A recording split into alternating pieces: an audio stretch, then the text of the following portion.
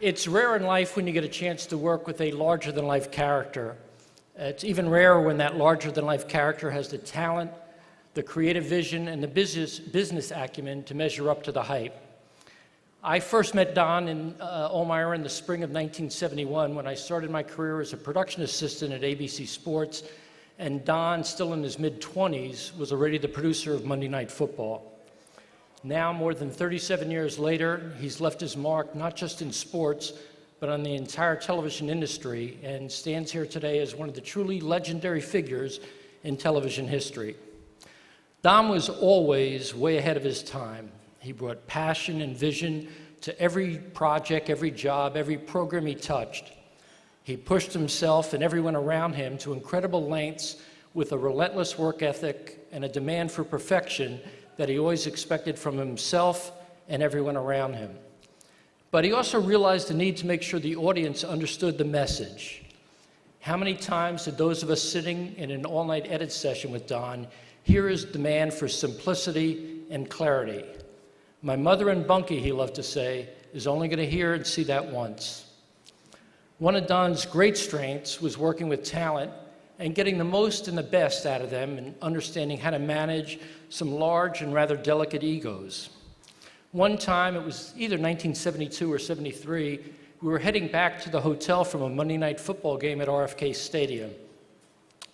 Don had met with the Redskins coaches the day before the game, and he'd been tipped off to a play they would likely call if they got into a short yardage situation close to the goal line. So when that very situation occurred, Don hit his IFB and alerted Howard Cosell to the likelihood of a pass over the middle to tight end Jackie Smith, which Howard then predicted with uncanny accuracy to a national primetime audience. So now we're in the back of the limo going to the hotel after the game, and Howard says, "Did you hear me predict that touchdown pass to Jackie Smith? Was I on top of everything tonight or what?" And Don just looks at him and says, "Howard, who do you think that voice in your ear was, Jiminy Cricket?" As his legend grew and his career grew, maybe Don's greatest edge as an executive was that first and foremost, he was always a producer at heart. And as many times as he might have said how he had no idea how the picture got from the stadium to his living room, he always knew exactly what every piece of equipment was capable of doing and understood every aspect of the creative process. Back in the late 80s, Ohlmeyer Communications got an order from ABC to produce a pilot for a late-night talk show. We were looking for a host for the show, and a young, relatively unknown comedian named Bill Maher came up to the office for a meeting. As he strolled into Don's office, Bill's eyes immediately locked in on Don's credenza, filled with trophies representing the dozen of Emmy Awards, Cable Ace Awards, and a very distinguished Humanitas Award that Don had received for the groundbreaking drama Special Bulletin. So as Bill surveyed the shelf and looked at all the trophies, he just turned to Don and said, "Hey, who's the bowler?" Well, that bowler is tonight's first inductee into the Sports Broadcasting Hall of Fame. For Don Ohlmeyer, life in television began in the wild frontier of ABC Sports under Roone Arledge. It was a home to television originals. From Howard Cosell, said Ohlmeyer, he learned to tell it like it is. What a football game this turned out to be! From Jim McKay, the art of storytelling. With beauty, excitement, and horror. In short, with triumph and tragedy. From consummate director Chet Forty, how to get the job done. We'll do the replay, then we'll go into commercial. And from the Titan, how to listen to the audience. 3, 2, 1. His first big job was primetime, Monday Night Football, where as producer at age 27, he pioneered handheld cameras and provoked virtuoso performances in the announce booth. But right now, to tell you in detail about the Oilers as only he can with his Texas corn pone dandy Don Meredith. I never said anything ugly about you, Howard. Ohlmeyer was behind the made-for-TV phenomenon Superstars, a multi-event test where the fun was watching the mighty on unfamiliar terrain.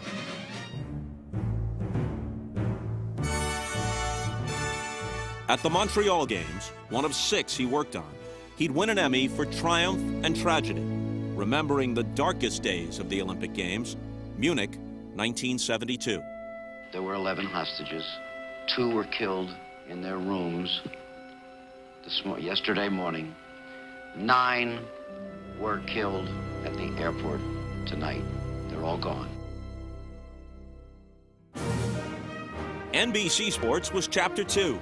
As a 32-year-old executive producer, he made an immediate impact, nurturing the network beginnings of Gumbel, Albert, and a certain cherubic dynamo. In a combustible and brilliant chemistry experiment, he teamed Enberg, Packer, and McGuire. Excuse me, Kenny Rogers. You got to know when to hold, you got to know when to fold, you got to know when to walk away, and you got to know when to run. Pete Honcho distinguished coverage of horse racing, the World Series, the Super Bowl, and the gamut of the ever-widening sports world.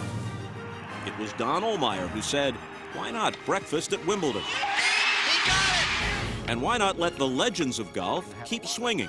A show instrumental in the birth of the senior PGA Tour. And it was Ohlmeyer who dared try the announcerless game, reminding broadcasters of their occasional excesses, but also making clear to viewers how much they'd be missed. Ohlmeyer Communications was another bold venture, a production, advertising, and marketing company with clients including the NFL, NHL, and Major League Baseball. With OCC, his risks would eventually be rewarded. $1 million in the red, he begged NBC to let him broadcast the Skins game as a time buy. Golf in the fourth quarter was thought to be follow. But the Skins thrived and multiplied. At the dawn of another age in sports TV, acting as consultant and member of the ESPN board, he advocated pushing SportsCenter from the network's fringe as brief updates to front and center, making it the network's hallmark. And even when he left, he really couldn't leave. As new head of NBC Entertainment, he wrote into his contract that he'd be allowed to direct the Indy 500.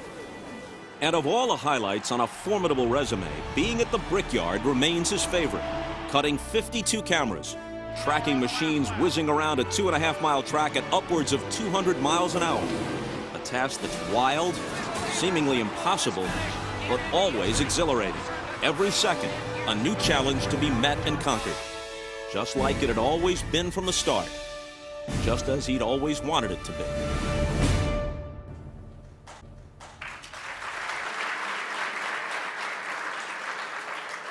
Throughout his long and distinguished career in television, Don Ohlmeyer has always been the one blazing new trails and pushing the envelope. His creativity, imagination, and ingenuity has enriched the lives of all those who've had the privilege of working with him and the millions and millions of viewers who've enjoyed the fruits of his extraordinary talent. It is my great privilege and honor to introduce for induction into the Sports Broadcasting Hall of Fame a true television legend and my great friend for life, Don Ohlmeyer.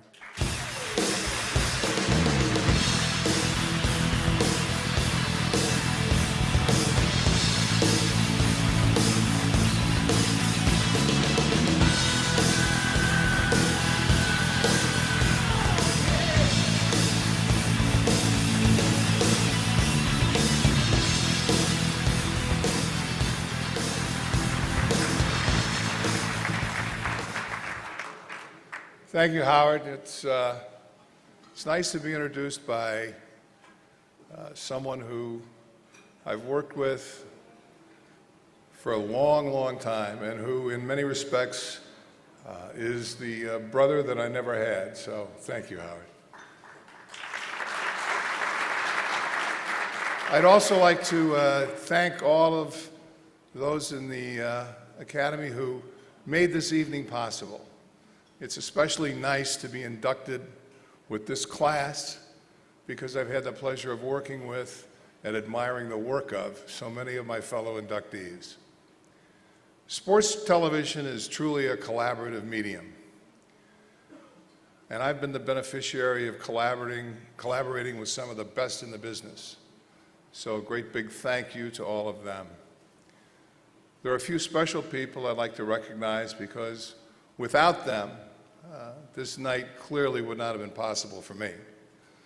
First and foremost, I'd like to thank Roone Arledge, who taught me the importance of listening to the audience and how to do it.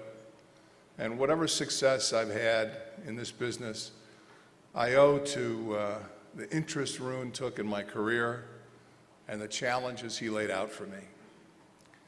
Then there's the inimitable Howard Cosell, who taught me the intricacies of journalism and the necessity of telling it like it is.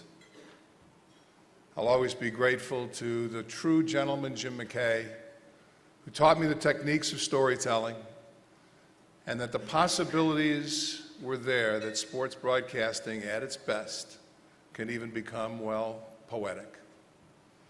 And another of tonight's inductees, Chet Forty, he really did show me how to get it done and done right. Sports television has undergone an enormous amount of change over the last 40 years. When I started in the late 60s, there were 3 networks and a few local baseball stations doing top quality network sports production. Today, the viewer has an unlimited number of choices for sports programming. It's available in prime time, in fact, all the time. We live in a world of 24-hour sports, sports events, sports news, sports center. But one thing hasn't changed, and that's the audience connection with sports. Viewers come to entertainment for engagement and escape.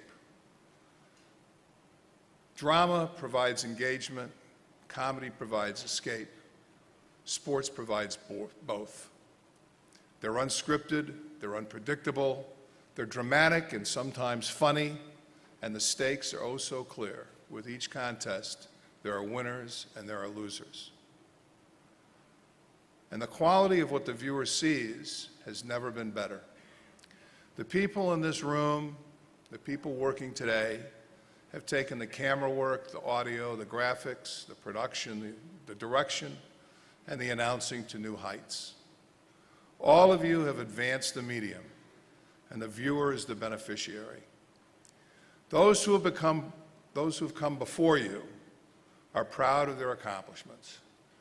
We old-timers now sit back and enjoy watching the work of today's Arledges and Cosells and McKays and Forties.